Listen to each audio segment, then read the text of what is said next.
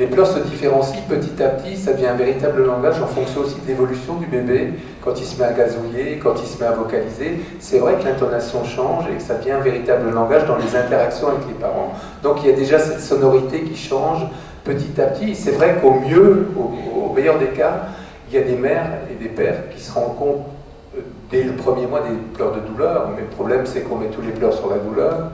Et en général, entre 2 et 3 mois, ils repèrent différents pleurs, les pleurs de faim, les pleurs de douleur, les pleurs de sommeil. À 2 mois et demi, entre 2 mois et demi et 3 mois, parfois plus tard pour le vôtre peut-être,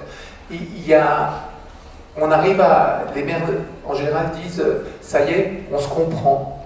Mais ça ne veut pas dire qu'elles reconnaissent les pleurs, ça veut dire qu'elles arrivent à être dans le même rythme.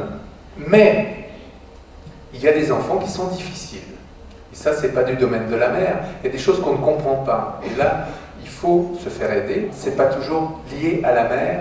Et si c'est elle qui est dans l'impossibilité de calmer ça, c'est pas de sa faute non plus, parce qu'on est tous descendants de quelqu'un. On est tous dépendants de son enfance. On n'est absolument pas responsable de nos imperfections.